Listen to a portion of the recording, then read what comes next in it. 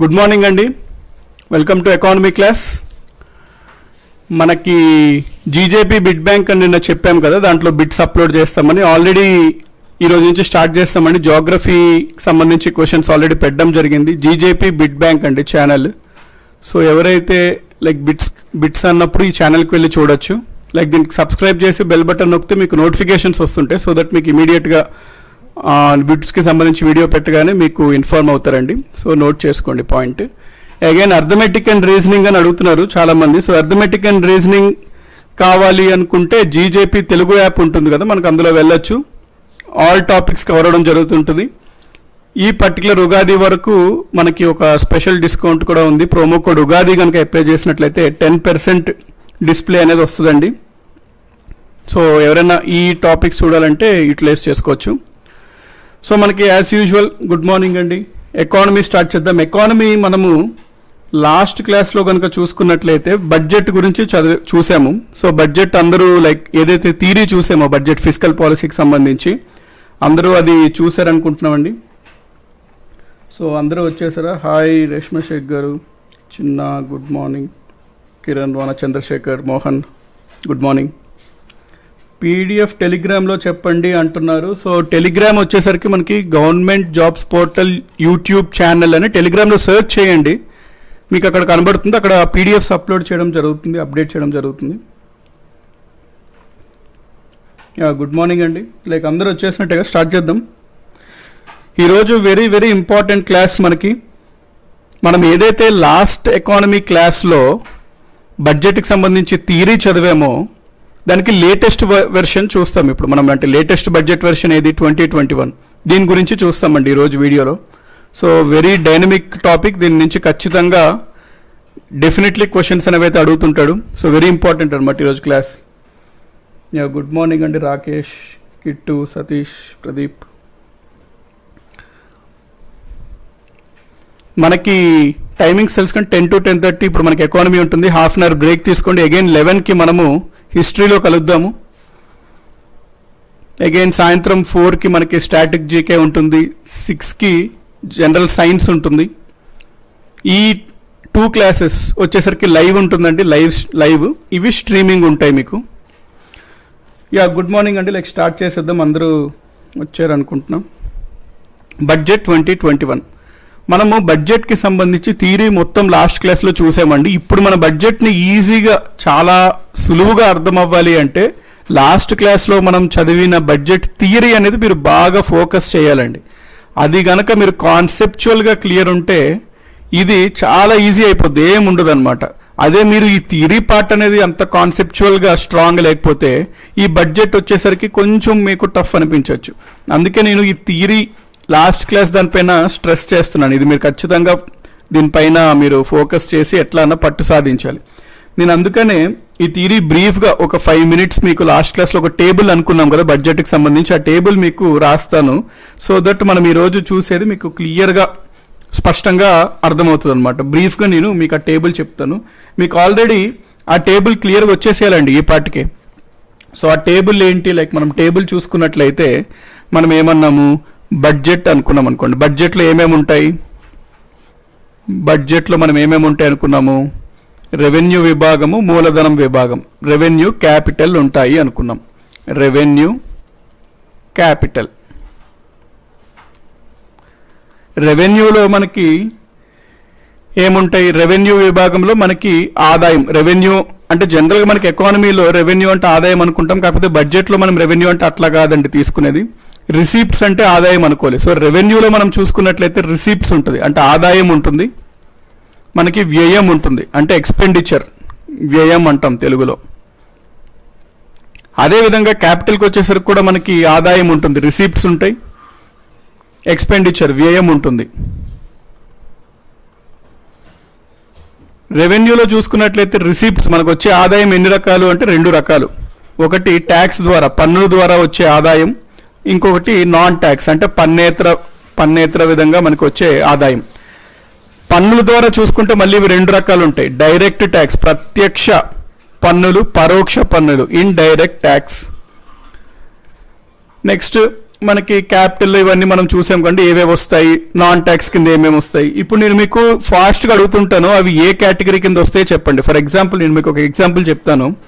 For example మన government అప్పులు తీసుకుంటుంది కదండి, ఆ తీసుకున్న అప్పులకి వడ్డీలు చెల్లించాలి కదా, వడ్డీ చెల్లింపులు ఇంట్రెస్ట్ పేమెంట్స్ దేని కింద వస్తుంది అంటే ఇక్కడ వస్తుంది. మనం చూసాం ఇవన్నీ ఇంట్రెస్ట్ పేమెంట్స్, వడ్డీ చెల్లింపులు అనేవి మనకి ఇంట్రెస్ట్ పేమెంట్స్, వడ్డీ చెల్లింపులు మనకి రెవెన్యూ వ్యయంలో వస్తుంది, రెవెన్యూ ఎక్స్పెండిచర్లో వస్తుంది. సో మీకు ఇంట్రెస్ట్ పేమెంట్ అనగానే మీరు రెవెన్యూ ఎక్స్పెండిచర్ లేకపోతే రెవెన్యూ వ్యయం అని చెప్పి మీరు ఆన్సర్ ఇవ్వాలి ఈ విధంగా. సో నేను అడుగుతాను, చెప్పండి ఒక్కొక్కటి. మనకి డిఫెన్స్ ఎక్స్పెండిచర్ దేని కింద వస్తుందో చెప్పండి. డిఫెన్స్ ఎక్స్పెండిచర్ అంటే డిఫెన్స్కి సంబంధించిన వ్యయం దేని కింద వస్తుంది అనేది నాకు క్వశ్చన్ అండి. ఫాస్ట్గా ఆన్సర్ చేయడానికి ట్రై చేయండి. లిఖిత గారు క్యాపిటల్ ఎక్స్పెండిచర్ అంటున్నారు. యాక్చువల్గా ఆల్రెడీ లాస్ట్ టైం చూసామండి. డిఫెన్స్కి సంబంధించి ఎక్స్పెండిచర్ అంటే ఒకవేళ దీనిలో మనము మెషిన్స్ కానీ లేకపోతే ఏమైనా హెలికాప్టర్స్, యుద్ధ విమానాలు అట్లాంటివి కొనుక్కుంటే, అంటే స్థిర ఆస్తుల టైపు కొనుక్కుంటే అప్పుడు అది క్యాపిటల్ ఎక్స్పెండిచర్ అవుతుంది. ఒకవేళ ఇది జనరల్ ఎక్స్పెండిచర్ అనుకోండి, శాలరీస్, వాళ్ళకి వచ్చే పెన్షన్స్, వాళ్ళకి ప్రొవైడ్ చేసే రేషన్కి ప్రొవైడ్ చేస్తాం కదా క్యాంటీన్స్, ఇవన్నీ మనం చూసుకుంటే రెవెన్యూ వ్యయం కింద అవుతాయి డిఫెన్స్కి సంబంధించి. Next question, okay defence equipment ఇక్కడ వస్తుంది, ఇక్కడ వస్తుంది. So capital expenditure. సో ఒకవేళ ఇది నేను శాలరీస్, పెన్షన్స్ అట్లా అన్నాను అనుకోండి, మీరు రెవెన్యూ ఎక్స్పెండిచర్ అని చెప్పాలి. ఎక్విప్మెంట్, మెషిన్స్ అట్లాంటివి అంటే మీరు ఈ పరంగా చెప్పాలి. నెక్స్ట్ మనకి చాలా రకాల ఫైన్లు విధిస్తారు కదా గవర్నమెంట్. ఆ ఫైన్ల నుంచి వీళ్ళకి చాలా డబ్బులు వస్తాయి కదా. సో ఫైన్ల నుంచి వచ్చే ఆదాయంని దేని కింద పెడతారండి? ఫైన్ల నుంచి వచ్చే ఆదాయంని, ఆదాయం అంటే ఇక్కడన్నా ఈ రిసిప్ట్స్, ఇక్కడ ఉంది ఆదాయం, ఇక్కడ ఉంది, దేని కింద పెడతారు? ఫైన్స్, గవర్నమెంట్ ఫైన్లు విధిస్తుంది కదా, ఆ వచ్చిన ఫైన్లు ఏ హెడ్డింగ్ కింద పెడతారు అనేది నా క్వశ్చన్. రెవెన్యూ ఎక్స్పెండిచర్ అని కిరణ్ వానా గారు అంటున్నారంటే, అంటే లైక్ ఇంకా క్లియర్గా మీరు చెప్పాలనుకుంటే రెవెన్యూ అంటే ఫైన్స్ కదండి, డబ్బులు వచ్చేవి, ఆదాయం అనమాట. ఆదాయం అంటే రిసిప్ట్స్, ఏదర్ క్యాపిటల్ రిసిప్ట్స్ అవ్వాలి లేకపోతే రెవెన్యూ రిసిప్ట్స్ అవ్వాలి. ఒకవేళ రిసిప్ట్స్, రెవెన్యూ రిసిప్ట్స్ అంటే ట్యాక్సా నాన్ ట్యాక్సా? ఆబ్వియస్లీ ఫైన్ అనేది ట్యాక్స్ కాదు కదండి, నాన్ ట్యాక్స్. ఇది రెవెన్యూ కింద వస్తుంది అనమాట fines. So non tax, fines అనేవి నాన్ ట్యాక్స్ కింద వస్తుంది. అట్లాగే మనం ఆల్రెడీ వీటి గురించి లాస్ట్ క్లాస్లో చూసామండి, ఏవేవి దేని కింద వస్తాయి అని. కాబట్టి అవి క్లియర్గా ఉండాలి మీరు, ఎందుకంటే ఈరోజు మనకు అవి యూజ్ అవుతుంటాయి. లాస్ట్ క్వశ్చన్ అడుగుతాను, సబ్సిడీస్ దేని కింద వస్తాయి?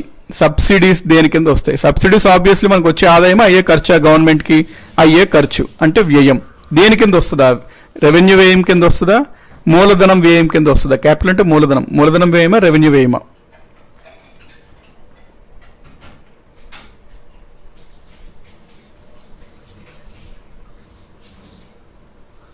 సో ఆన్సర్ చేయడానికి ట్రై చేయండి.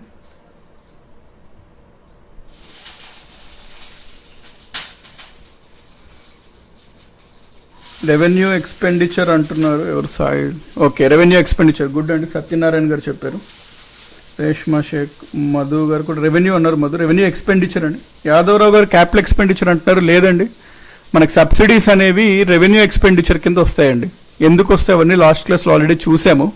సో ఈ రకంగా ఈ టేబుల్ ఏదైతే ఉందో మనం లాస్ట్ క్లాస్లో చూసామో, ఈ టేబుల్ పైన మీకు స్పష్టమైన అవగాహన ఉండాలి, మంచి పట్టు ఉండాలండి. ఒకవేళ ఆ వీడియో కనుక చూడనట్లయితే ఈ క్లాస్ అయ్యాక ఒకసారి ఆ వీడియో చూడండి. ఇప్పుడు మనము డైరెక్ట్గా లేటెస్ట్ బడ్జెట్కి వెళ్ళిపోదాము. 2021కి 2021 ఇది లేటెస్ట్ బడ్జెట్. ఆల్రెడీ నేను మీకు ఏం చెప్పాను, ఎకానమిక్ సర్వే వచ్చేసరికి ఆల్రెడీ మనకి జరిగిన ఆర్థిక సంవత్సరం గురించి, ఆర్థిక వ్యవస్థ ఏ విధంగా ఉందో తెలుపుతుంది. అంటే మనం ప్రస్తుతం ఉన్నది చూసుకున్నట్లయితే ఏప్రిల్ 1, 2019 నుంచి మార్చ్ 31, 2020 వరకు ఈ కాలంలో ఆర్థిక వ్యవస్థ ఎలా ఉంది తెలిపేదే ఎకనామిక్ సర్వే. ఇప్పుడు మనం 2020లో ఉన్నాం. బడ్జెట్ అనేది రాబోయే ఆర్థిక సంవత్సరంలో ఏ విధంగా ఉంటుందో తెలుపుతుంది. రాబోయే ఆర్థిక సంవత్సరం అంటే ఏప్రిల్ 1, 2020 టు మార్చ్ 31, 2021. ఎప్పుడన్నా మనం బడ్జెట్ ఎప్పుడు వేసుకుంటామండి? ఒక నెల ఉందనుకోండి, ఆ నెల ముందే వేసుకుంటాం కదా బడ్జెట్, మనకి ఇంత ఆదాయం రావచ్చు, మనకి ఇంత ఖర్చు అవ్వచ్చు అట్లా అని చెప్పి. సో బడ్జెట్ ఎప్పుడు రాబోయే ఏడాదికి వేసే అంచనా అన్నమాట, అంచనా, ఎస్టిమేట్స్ బడ్జెట్. అయితే ఈ సంవత్సరంకి వచ్చేసరికి జరిగే ఎగ్జామ్స్లో ఈ బడ్జెట్ అనేది మీరు స్పష్టంగా అవగాహన ఉండాలి మీకు, ఎందుకంటే ఇది లేటెస్ట్ బడ్జెట్. ఎకానమిక్ సర్వే అంటే 2019-20 అనేది లేటెస్ట్ అవుతుంది ఈ ఇయర్లో, వేరస్ ఈ బడ్జెట్ చూసేసరికి ఈ ఇయర్ లేటెస్ట్ అవుతుంది. ఈ పాయింట్ ఓకే కదండి. ఇంకొకటి జనరల్ ఇప్పుడు మనం ఉన్నామనుకోండి, ఒక రాబోయే నెలకి ముందే వేసుకుంటాం బడ్జెట్. మనం ఏం వేసుకుంటాం, మనకి ఎంత ఆదాయం రావచ్చు, కాబట్టి ఆదాయం అనేది ప్రధానం బడ్జెట్లో. నెక్స్ట్ మనకి ఎంత వ్యయం అవ్వచ్చు రాబోయే సంవత్సరంలో, సో ఎంత ఎక్స్పెండిచర్ అవ్వచ్చు అనేది వేసుకుంటాం. మరి ఆబ్వియస్లీ మనకి ఎప్పుడు గవర్నమెంట్కి అనుకుంటే వ్యయం ఎక్కువ ఉంటుందండి ఆదాయం కన్నా. సో ఆదాయం కన్నా ఎక్స్పెండిచర్ ఎక్కువ ఉంటుంది. అట్లాంటప్పుడు ఏమంటాం దాన్ని, లోటు బడ్జెట్ అంటాం, డెఫిసిట్ అంటాం. మరి దాన్ని ఎట్లా పూడ్చాలి ఆ లోటుని అంటే, ఆ డెఫిసిట్ని ఎట్లా పూడ్చాలి అంటే అప్పుల ద్వారా పూడ్చాలి. లోన్స్ తీసుకుంటారు అనమాట, లోన్. సో ఆల్రెడీ మనం చూసాం, అప్పులు ఏదైతే తీసుకున్నామో దాన్నే ఏమంటాం అనుకున్నాం మనం, ఫిజికల్ డెఫిసిట్. ఈ కాన్సెప్ట్స్ అన్ని చూసాం కదండి. మీరు అందుకే ఆర్డర్లో రావాలన్నమాట, క్లాసెస్ ఎప్పుడెప్పుడు కవర్ చేసేస్తుండాలండి మీరు.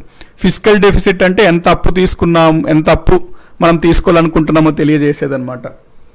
ఎకానమిక్ సర్వే అంటే ప్రీవియస్ ఇయర్స్ గురించి చెప్తుంది కదా సార్ అంటున్నారు రేష్మ గారు. అవునండి, ఎకానమిక్ సర్వే అంటే ప్రీవియస్ ఇయర్ గురించి, బడ్జెట్ అంటే రాబోయే సంవత్సరం గురించి చెప్తుంది.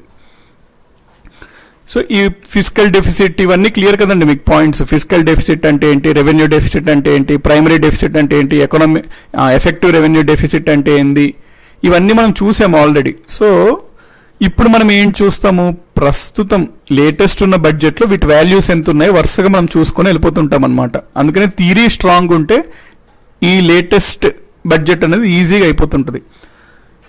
సో ఓకే కదండి. డెఫిసిట్ 3.3% ఫర్ 2020 అంటున్నారు. చూద్దామండి, 3.3 లేకపోతే డిఫరెంట్ ఏమన్నా ఉందా, 3.5 ఏంటి అనేది. ఎవరన్నారు 3.3 అని, ఏర్ని రాజు గారు అంటున్నారు. ఓకే, సో మనకి ఇవన్నీ మీకు ఆల్రెడీ చదివారు అని నేను, with the assumption that you have read this అనే ఎజంప్షన్తో నేను మీకు ముందుకు వెళ్తున్నానండి బడ్జెట్. సో ఇప్పుడు మనం స్టార్ట్ చేద్దాం. బడ్జెట్ ఇందాక టేబుల్ చూసాం కదా, ఆ టేబుల్ పరంగానే మనం వెళ్తుంటాం అనమాట. మొదటగా చూసుకుంటే మన లేటెస్ట్ బడ్జెట్ అయిన 2020-21 అంటే ఇప్పుడు ఇక్కడ మనకి ఈ బడ్జెట్ 2020-21 అంటే అర్థం ఏంటి, ఈ కాలంకి 1 ఏప్రిల్ 2020 నుంచి మార్చ్ 31, 2021 వరకు ఈ రాబోయే ఆర్థిక సంవత్సరంలో మనకి ఎంత ఆదాయం రావచ్చు, మనకి ఎంత వ్యయం అవ్వచ్చు, మనం ఎంత అప్పులు తీసుకోవాలి, ఎంత అప్పులు తీసుకుంటున్నామో తెలియజేసేదే ఫిజికల్ డెఫిసిట్. సో ఇప్పుడు మనం చూద్దాం ఆ నెంబర్స్ ఎట్లా ఉన్నాయనేది. బడ్జెట్ 2021 చాలా ఇంపార్టెంట్ అండి ఇప్పుడు మీకు క్లాస్ అనేది, ఎందుకంటే ఎగ్జామినేషన్స్ ఈ సంవత్సరంలో మీరు రాసే ఎగ్జామినేషన్స్లో ఈ టాపిక్ నుంచి, అంటే ఇప్పుడు ప్రెసెంట్ లేటెస్ట్ బడ్జెట్ నుంచి డెఫినెట్గా క్వశ్చన్ అనేది పడుతుందండి. ఫస్ట్ చూద్దాం మనం పాయింట్స్. బడ్జెట్ టేబుల్ మనం చూసాము, ఆర్థిక సంవత్సరం అంటే ఏంటో కూడా చూసాము. సో మీరు బడ్జెట్లో మీకు ఏంటంటే ఏ కేటగిరీ దేని కింద వస్తుందో మీరు కంఠస్థం చేయాలండి. అంటే ఫర్ ఎగ్జాంపుల్ డిస్ఇన్వెస్ట్మెంట్స్ దేని కింద వస్తాయి, సబ్సిడీలు దేని కింద వస్తాయి, డిఫెన్స్ మెషిన్స్ ఏమైనా కొంటే దేని కింద వస్తాయి, అవన్నీ మీరు బాగా పట్టు సాధించాలి, క్వశ్చన్స్ అడుగుతాడు. మొట్టమొదటిగా మనం చూసుకుంటే బడ్జెట్ 2021లో మొత్తం వ్యయం ఎంత ఉండొచ్చు రాబోయే ఆర్థిక సంవత్సరంలో అని గవర్నమెంట్ అంచనా వేసింది అంటే, టోటల్ ఎక్స్పెండిచర్, ఇవన్నీ నోట్ చేసుకోండి. మనకి ఇది మీకు సింపుల్ చేయడానికి ఒక దగ్గర ఇస్తున్నామండి, ఓవరాల్గా మీకు టోటల్ ఇన్ఫర్మేషన్ ఒకే దగ్గర ఇద్దాము అని. సో మీకు ఇది ఈజీ అయిపోద్ది ఒకసారి మీరు క్లియర్గా విని నోట్స్ రాసుకుంటే. టోటల్ ఎక్స్పెండిచర్ అంటే మొత్తం వ్యయం, టోటల్ ఎక్స్పెండిచర్ మొత్తం వ్యయం అంటే ప్రభుత్వానికి రాబోయే ఆర్థిక సంవత్సరంలో ఇంత వ్యయం ఉండొచ్చు అని చెప్పి అంచనా వేసింది ప్రభుత్వం. ఎంత ఉండొచ్చు అంటే వ్యయము 30,42,230. ఇక్కడ ఏంటండి రూపాయలు కాదు, కోట్లు అనమాట, క్రోర్స్. 30 లక్షల కోట్లు ఉండొచ్చు అంట వ్యయం ప్రభుత్వం. అంత వ్యయం చేస్తుంది ప్రభుత్వం ఒక సంవత్సరానికి, 30 లక్షల కోట్లు దాదాపుగా. సో అంత ఎక్కువ ఉంటాయండి ప్రభుత్వం యొక్క వ్యయాలు చూసుకుంటే. నెక్స్ట్ ప్రభుత్వం యొక్క ఆదాయం చూసుకుంటే, టోటల్ ఇన్కమ్ మొత్తం వచ్చే ఆదాయం కనుక మనం చూసుకున్నట్లయితే టోటల్ ఇన్కమ్ మొత్తం ఆదాయం చూసుకున్నట్లయితే ప్రభుత్వంది 22,45,893 కోట్ల రూపాయలు. సో ఎక్స్పెండిచర్ ఆబ్వియస్లీ ఎక్కువ ఉంది, ఇన్కమ్ కన్నా వ్యయం ఎక్కువ ఉంది ఆదాయం కన్నా. మరి వాటిని దేని ద్వారా పూడ్చాలి? అప్పుల ద్వారా పూడ్చాలి. బారోయింగ్స్, అప్పులు. ఎంత మరి ఉంటున్నాయి అప్పులు? ఇప్పుడు లెక్కలు కనుక చూసుకున్నట్లయితే 7,96,337 కోట్లు. దీన్నే ఏమంటాము? ఇప్పుడు ఈ అప్పుల్నే మనం ఏమంటామండి? ఏ డెఫిసిట్ అంటాం? అప్పుల్ని ఫిజికల్ డెఫిసిట్ అంటాము అని ఇందాక అనుకున్నాం కదా. సో ఫిజికల్ డెఫిసిట్ వాల్యూ ఎంత అంటే ఇంత వాల్యూ అనమాట ఫిజికల్ డెఫిసిట్. అయితే ప్రభుత్వం ఎంత అప్పులు చేసింది అంటే నెంబర్ ఎవరు గుర్తుపెట్టుకోవడం అనవసరం కదండి. సో ఎవరు గుర్తుపెట్టుకోరు. ఒక దేశం కూడా ఈ సంవత్సరం ఎంత అప్పు చేశారు అని చెప్పేటప్పుడు ఈ నెంబర్ ఎవరు చెప్పరండి. మరి దేని ద్వారా చెప్తారు అంటే ఈజీగా అర్థమవడం కోసము జీడిపి ఉంటుంది కదా మనకి, గ్రాస్ డొమెస్టిక్ ప్రోడక్ట్. ఆ జీడిపిలో ఎంత వాల్యూ మన అప్పులు అనేది తెలుపుతుంది. అంటే ఒక దేశంలో ఒక ఆర్థిక సంవత్సరంలో ఉత్పత్తి అయ్యే అన్ని వస్తు సేవల యొక్క వాల్యూ, మార్కెట్ ధరల వద్ద వాల్యూనే జీడిపి అంటాం. సో ఆ జీడిపిలో ఎంత శాతం ఉంది మన అప్పులు అంటే ఒక దేశంలో 100 రూపాయలు విలువ గల వస్తు సేవలు ఒక సంవత్సరంలో ఉత్పత్తి అవుతున్నప్పుడు ఆ 100 రూపాయల్లో ఒక ఫర్ ఎగ్జాంపుల్ 4 రూపాయలు మనం అప్పు తీసుకుంటున్నాం అనుకోండి. అంటే 100 రూపాయల విలువ గల వస్తు సేవలు ఆ దేశంలో తయారవుతున్నాయి. మనము 4 రూపాయలు అప్పు తీసుకున్నామంటే జీడిపిలో ఎంత శాతం అప్పు తీసుకున్నట్టు? 4% ఆఫ్ జీడిపి అప్పు తీసుకున్నాము అన్నట్టు. అందుకనే ఈ నెంబర్ ఎవరు చెప్పరండి. కాకపోతే పర్సెంటేజ్ ఆఫ్ జీడిపిలో జనరల్గా చెప్పడం జరుగుతుంటుంది మనకి ఫిజికల్ డెఫిసిట్. ఫిజికల్ డెఫిసిట్ కాబట్టి ఎంత పర్సెంట్ ఆఫ్ జీడిపి ఉందంట ఈ సంవత్సరము అంటే 3.5%. ఇందాక అదే అన్నాను, నేర్నిరాజు గారు 3.3 అన్నారు. 3.5% అండి ఫిజికల్ డెఫిసిట్. సో ఇది వెరీ ఇంపార్టెంట్ అండి. మీకు అడుగుతాడు question. According to the latest budget 2021, how much is the fiscal deficit? How much percentage of GDP is the fiscal deficit? అంటే 3.5% అని చెప్పి ఆన్సర్ చేయాలి. సో ఈ పాయింట్ క్లియర్ కదండి.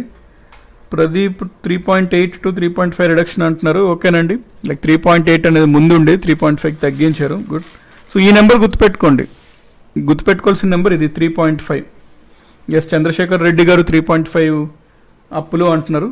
అప్పులు అంటే అదేనండి ఫిజికల్ డెఫిసిట్ అనమాట. నెక్స్ట్ అయితే జనరల్గా ప్రభుత్వము ముందు చూపు కూడా ఉంటుంది కదా. ప్రభుత్వంకి లాంగ్ టర్మ్ థింకింగ్ ఉంటుందండి ఎప్పుడు ప్రభుత్వానికి. అంటే కేవలం ఈ సంవత్సరం రాబోయే ఆర్థిక సంవత్సరం గురించి ఎక్కువ ఆలోచిస్తుంది.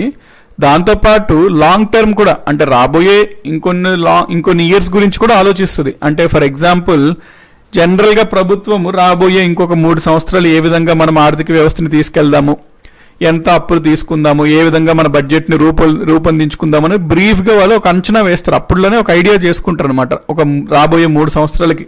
సో లాంగ్ టర్మ్ ప్లానింగ్ కూడా ఉంటుంది ప్రభుత్వానికి. కాబట్టి బడ్జెట్లో ఈ సంవత్సరానికి ఇంత ఉంటుంది జీడిపి జీడిపిలో ఇంత శాతం ఫిజికల్ డెఫిసిట్ ఉంటుంది అంటున్నారు.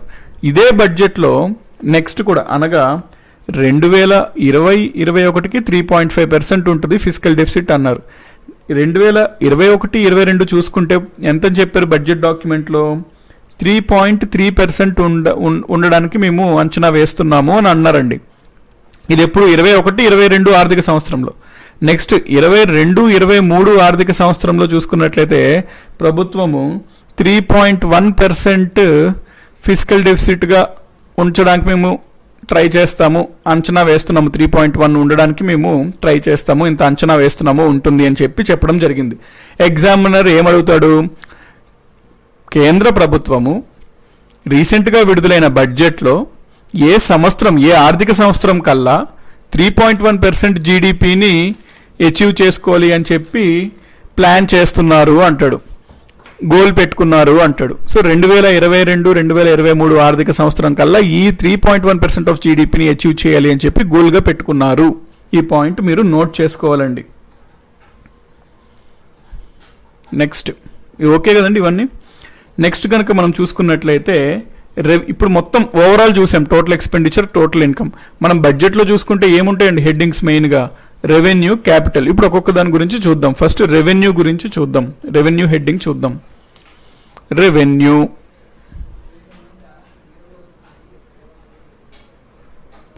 రెవెన్యూ కనుక మనం చూసుకున్నట్లయితే రెవెన్యూలో వచ్చే ఆదాయం ఏమంటామండి? రెవెన్యూ విభాగంలో ఇక్కడ చూసారు కదా మీరు, రెవెన్యూ విభాగంలో ఆదాయంని మనము రిసీప్ట్స్ అంటాము. రిసీప్ట్స్ అంటే ఆదాయము. సో రెవెన్యూ విభాగంలో మనకి ఆదాయము, దాన్ని రెవెన్యూ రిసీప్ట్స్ అంటాము. రెవెన్యూ రిసీప్ట్స్ అంటే రెవెన్యూ ఆదాయము.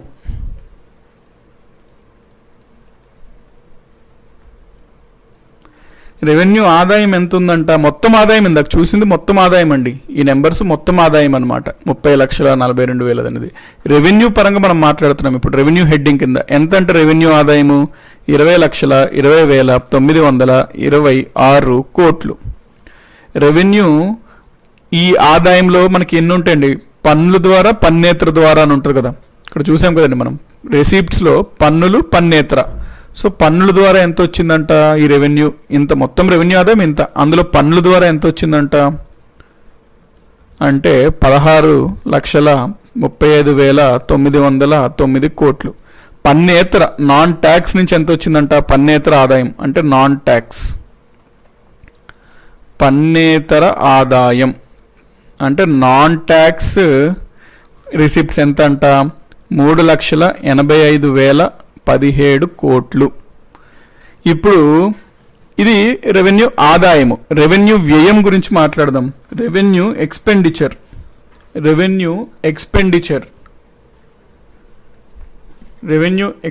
గురించి మనం మాట్లాడదామండి. ఓకే, రెవెన్యూ ఎక్స్పెండిచర్ కనుక మనం చూసినట్లయితే 26,30,145 కోట్లండి. అంటే రెవెన్యూ విభాగంలో మనకు వచ్చిన మొత్తం ఆదాయం వచ్చేసరికి 20,20,926 కోట్లు. రెవెన్యూ విభాగంలో వ్యయం వచ్చేసరికి 26,30,145 కోట్లు. ఇప్పుడు ఈ రెవెన్యూ వ్యయం ఎక్కువ ఉందా, ఆదాయం ఎక్కువ ఉందా? వ్యయం ఎక్కువ ఉంది. ఎప్పుడన్నా వ్యయం ఎక్కువ ఉంటే ఏముంటుంది? లోటు. సో రెవెన్యూ లోటు అంటే రెవెన్యూ డెఫిసిట్ అంటాం ఇంగ్లీష్లో. రెవెన్యూ డెఫిసిట్ అంటే రెవెన్యూ లోటు తెలుగులో. సో రెవెన్యూ లోటు గనక మనం చూసుకున్నట్లయితే ఎంత ఉందండి? 6,09,219 కోట్లు ఉంది. అయితే మనం ఇందాక నేను మీకు చెప్పాను, ఎప్పుడన్నా మనం ఫిజికల్ డెఫిసిట్ కానీ రెవెన్యూ డెఫిసిట్ కానీ ఈ నెంబర్లు గుర్తుపెట్టుకొని చెప్పడము అంటే అది అంత ప్రాక్టికల్ కాదు, అవసరం లేదు, మళ్ళీ కరెక్ట్ పిక్చర్ కూడా ఇవ్వదు. అందుకని ఎప్పుడన్నా మనం ఫిజికల్ డెఫిసిట్ కానీ రెవెన్యూ డెఫిసిట్ కానీ పర్సెంటేజ్ ఆఫ్ జీడిపిలో తెలిస్తే మనకు క్లియర్గా అర్థమవుతుంది. ఓకే, ఆ దేశం యొక్క జీడిపి 100 రూపాయలు ఉంటే అందులో 3%, 3.5% ఎఫ్డి ఉంది ఫిజికల్ డెఫిసిట్ అంటే. ఓకే, వాళ్ళ దేశంలో ఒక సంవత్సరానికి 100 రూపాయల వస్తు సేవలు ఉత్పత్తి అవుతున్నాయి, వాళ్ళ సంవత్సరానికి 3.5 రూపాయలు అప్పు తీసుకున్నారు అని వేరే దేశాలకు కూడా అంచనా వేయచ్చు మన ఆర్థిక వ్యవస్థను. అంతేగాని నెంబర్ చెప్తే మనం ఏమైనా అంచనా వేయచ్చండి? నెంబర్ బట్టి మనకి ఏది రాదు, పర్సెంటేజ్ ఆఫ్ జీడిపి బట్టి మనకు కరెక్ట్గా తెలుస్తుంది. సో ఈ రెవెన్యూ డెఫిసిట్ని కనుక మనము పర్సెంటేజ్ ఆఫ్ జీడిపిలో కనుక చూసుకున్నట్లయితే క్వశ్చన్ అడుగుతాడండి ఎంత అని. సో రెవెన్యూ డెఫిసిట్ వచ్చేసరికి 2.7% ఆఫ్ జీడిపి. అయితే ఏ విధంగా అయితే ఫిజికల్ డెఫిసిట్ కూడా మనం లాంగ్ టర్మ్లో అంచనా వేసుకున్నామో రాబోయే 3 సంవత్సరాలకి, అదేవిధంగా రెవెన్యూ లోటును కూడా మనం అంచనా వేసుకుంటాం రాబోయే సంవత్సరాలకి. సో రెవెన్యూ డెఫిసిట్ కనుక మనం చూసుకున్నట్లయితే ప్రెజెంట్ రాబోయే సంవత్సరానికి మనం ఎంత అన్నాము? 2.7% అన్నాము. 2021-22కి ఎంత ఉండొచ్చు అంటున్నారు? 2. ఇవన్నీ అంచనాలే అండి. 2.3% రెవెన్యూ లోటు ఉండొచ్చు అని అంచనా వేసింది ప్రభుత్వం. 2022-23కి ఎంత ఉండొచ్చు అని ప్రభుత్వం అంచనా వేసింది. 1.9% రెవెన్యూ లోటు ఉండొచ్చు అని అంచనా వేసింది. ఎప్పుడన్నా గుర్తుపెట్టుకోండి, రెవెన్యూ లోటు అనేది ఎంత తక్కువ ఉంటే అంత మంచిది, ఆ ఆర్థిక వ్యవస్థ అంత బాగా బలంగా ఉన్నట్టు. ఎందుకు అంటే రెవెన్యూలో రెవెన్యూ వ్యయం అంటే ఏంటండి? రెవెన్యూ ఎక్స్పెండిచర్ అంటే ఏంటి? సబ్సిడీస్, శాలరీస్, ఎటువంటి స్థిర చర ఆస్తులు ఇక్కడ ఏమీ పుట్టట్లేదు, కానీ వ్యయం అవుతుంది ప్రభుత్వానికి. ఇవన్నీ ప్రభుత్వానికి ఎటువంటి ఆస్తుల్ని చేకూర్చుని వేయాలన్నమాట. అంటే ఈ వ్యయం అనేది మనం తగ్గించుకుంటే మంచిది. మరి ఏ వ్యయం మంచిది అంటే క్యాపిటల్ ఎక్స్పెండిచర్ మంచిది. అంటే మనమన్నా జనరల్గా లైఫ్లో ఎప్పుడన్నా మనం రెవెన్యూ ఎక్స్పెండిచర్ తగ్గించుకోవాలండి, క్యాపిటల్ ఎక్స్పెండిచర్ పెంచుకోవాలి. క్యాపిటల్ ఎక్స్పెండిచర్ పెంచుకోవడం అంటే ఏంటి, మనం వ్యయం చేసాము, ఖర్చు చేసాము అంటే మనకి ఒక స్థిర చర ఆస్తి తయారయ్యేలాగా చూసుకోవాలి. ఎందుకు అంటే దానివల్ల అభివృద్ధి అనేది ఉంటుంటుంది. వాటిలో రెవెన్యూ వ్యయంలో మనకి అభివృద్ధి ఉండదు, కేవలం ఆ ఇవ్వాల్సిన మనీస్ అట్లా ప్రభుత్వానికి వెళ్ళిపోతుంటాయి. అంటే దాని నుంచి మళ్ళీ తిరిగి వచ్చేవి ఏమి ఉండవు ప్రభుత్వానికి. అందుకనే రెవెన్యూ ఎక్స్పెండిచర్ని తగ్గించుకోవాలి, తద్వారా రెవెన్యూ డెఫిసిట్ని తగ్గించుకుంటూ వెళ్తే మంచి పరిణామం అన్నమాట. సో నెక్స్ట్ మనం చూసుకున్నట్లయితే ఇది రెవెన్యూ డెఫిసిట్, రెవెన్యూ లోటు ఇవన్నీ చూసాం కదండి మనము. ఇప్పుడు మనము క్యాపిటల్ గురించి మాట్లాడదాం. రెవెన్యూ గురించి ఆల్రెడీ చూసాం కదా. ఇక్కడ టేబుల్ కనుక మీరు చూసుకున్నట్లయితే రెవెన్యూలో రెవెన్యూ రిసిప్ట్స్ ఎంత ఆదాయం చూసాము, రెవెన్యూ వ్యయం చూసాము, రెవెన్యూ డెఫిసిట్ ఉందనుకున్నాం ఎంత అనేది కూడా చూసాము. ఇప్పుడు ఈ క్యాపిటల్ పరంగా మాట్లాడదాం మనము. సో క్యాపిటల్ పరంగా కనుక మనం మాట్లాడితే క్యాపిటల్లో వచ్చింది ఆదాయం ఎంత అంట, క్యాపిటల్ రిసిప్ట్స్ అంటే క్యాపిటల్ మూలధన ఆదాయం. క్యాపిటల్ రిసిప్ట్స్ అంటే మూలధన ఆదాయం ఎంత అని అడుగుతారు. మూలధన ఆదాయం వచ్చేసరికి 2,24,967 కోట్లు. అదే క్యాపిటల్ ఎక్స్పెండిచర్ వచ్చేసరికి మూలధన వ్యయం వచ్చేసరికి 4,12,085 కోట్లు అనమాట. సో క్యాపిటల్ వ్యయం ఎప్పుడు ఎక్కువగా ఉంచుకోవాలండి, క్యాపిటల్ వ్యయం ఎప్పుడు ఎక్కువగా ఉంచుకోవాలి. సో మనకి ప్రైమరీ డెఫిసిట్ అని మీకు ఆల్రెడీ లాస్ట్ క్లాస్లో నేను చెప్పాను. ప్రైమరీ డెఫిసిట్ అని, ప్రాథమిక లోటు. ప్రైమరీ డెఫిసిట్ తెలుగులో ప్రాథమిక లోటు అంటాం. ఎవరన్నా చెప్పండి ప్రాథమిక లోటు అంటే ఏంటో తొందరగా. ప్రాథమిక లోటు ఇవన్నీ మీరు క్లియర్గా ఉండాలండి. ఇవన్నీ క్లియర్గా ఉన్నప్పుడు ఇది కేక్ లాగా ఈజీగా వెళ్ళిపోతుంది, కేక్ వాక్ లాగా. అందుకని ఎవ్రీ క్లాస్ మనది ఇంపార్టెంట్. మనకు చాలా ఎఫర్ట్స్ తీసుకొని మీకు మీ జర్నీ ఈజీ అవ్వడానికి చేస్తున్నాం. సో మీరు ఎఫర్ట్స్ తీసుకొని దీన్ని నేర్చుకొని ఈజీ చేసుకోవాలి మీ ప్రాసెస్ని. సో ప్రైమరీ డెఫిసిట్ నేను ఎక్స్పెక్ట్ చేస్తానండి మీ దగ్గర నుంచి రిప్లై. సో ప్రైమరీ డెఫిసిట్ అంటే ఏమిటి అని అడుగుతున్నాను నేను. సో క్వశ్చన్ అది నాది. సో ఆన్సర్ చేయడానికి ట్రై చేయండి. Please be little quick.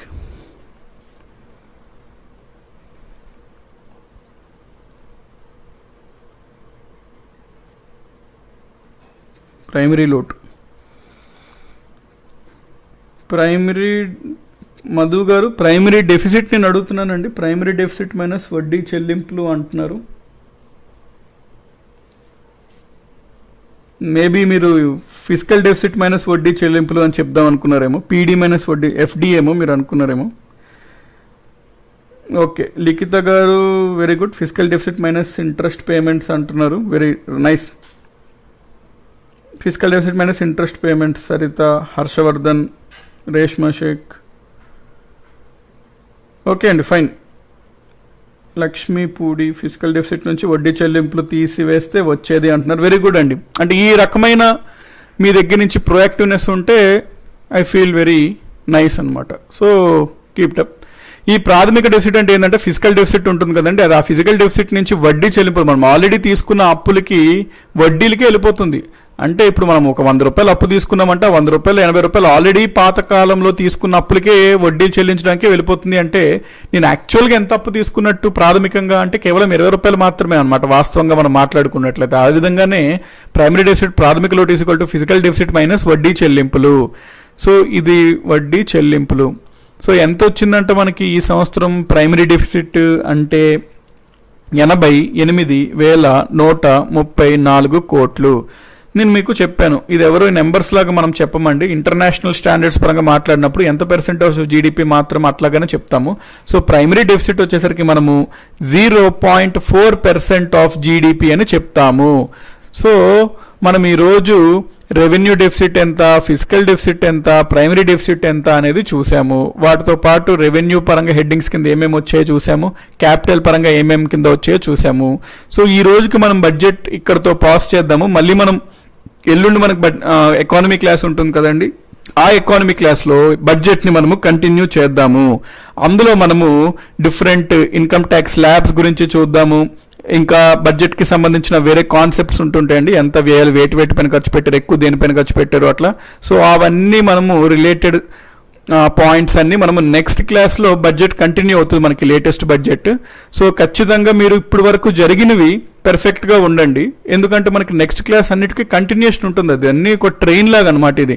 So ఇంజిన్కి ఎట్లాగైతే అన్ని భోగి ఒక భోగి కనెక్టెడ్, ఈ భోగి ఇంకో భోగి ఎట్లా కనెక్టెడ్, అట్లాగా ప్రతి ఫస్ట్ క్లాస్ నుంచి అన్ని కనెక్షన్ ఉంటాయి. సో ఎవరన్నా ఇన్ కేస్ ఇది డైరెక్ట్గా చూసినట్లయితే ఫస్ట్ క్లాస్ నుంచి అది కవర్ చేయడానికి ట్రై చేయండి. సో మనం క్లాస్ స్టార్ట్ చేసేసరికి ఆల్రెడీ ప్రీవియస్ క్లాస్ అంతా మీరు గ్రిప్లో ఉండాలి, అప్పుడు మనకి క్లాస్ చాలా లైవ్లీగా అనిపిస్తుంది అనమాట. సో మనము హాఫ్ అన్ అవర్ తర్వాత అనగా 11కి మీట్ అవుదాము. 11కి హిస్టరీ చూద్దామండి. హిస్టరీలో మనం ఆల్రెడీ మౌర్యాస్ అనేది చూసాం కదా, మౌర్యాస్లో కొంత పార్ట్ ఉంది, ఆ పార్ట్ అనేది మనం కంప్లీట్ చేద్దాము. Mauryas very important examination point of వ్యూలో. So half an hour break తీసుకోండి, మనము షార్ప్గా 11కి we can meet for history class. So చూడండి, లైక్ మేము ఎఫర్ట్స్ ఇస్తున్నాం, మీరు కూడా దాన్ని యూటిలైజ్ చేసుకోండి. లైక్ వీడియోస్ అట్లా నచ్చితే మీరు లైక్ చేస్తూ షేర్ చేయండి. సో దట్ మీకు ఏంటి అంటే మీకు బాగా కనెక్ట్ అవుతున్నాయి వీడియోస్ అని చెప్పి మాకు ఒక పాజిటివ్ హోప్స్ ఇస్తుంటాయి. అగైన్ కొంతమంది నోటిఫికేషన్స్ రావట్లేదు అంటున్నారు. నోటిఫికేషన్స్కి ఏంటంటే మీరు సబ్స్క్రైబ్ పక్కన బెల్ బటన్ ఉంటుందండి, ఆ బెల్ బటన్ కనుక క్లిక్ చేస్తే మనకి వీడియో పెడుతున్న ఒక 5 minutes ముందు అట్లాగా మనకు నోటిఫికేషన్ వస్తుంది అనమాట. సో దట్ మీరు ఏ క్లాస్ని మిస్ అవ్వకుండా చూడొచ్చు. టైమింగ్స్ అయితే నోట్ చేసుకోండి. మనకి టైమింగ్స్ మార్నింగ్ 10 ఏమో 10 to 10:30. ఫర్ ఎగ్జాంపుల్ ఈరోజు ఎకానమీ ఉంది, రేపు మళ్ళీ మనకి జియోగ్రఫీ ఉంటుంది. Next half an hour break తీసుకున్నాక 11 to 11:30 ఈరోజు అయితే హిస్టరీ ఉంటుంది, రేపు అయితే మళ్ళీ పాలిటీ ఉంటుంది. ఈ రకంగా మనం వెళ్తాము. So half an hour break తీసుకోండి, మనం నెక్స్ట్ క్లాస్లో షార్ప్గా వీ కెన్ మీట్ అనమాట.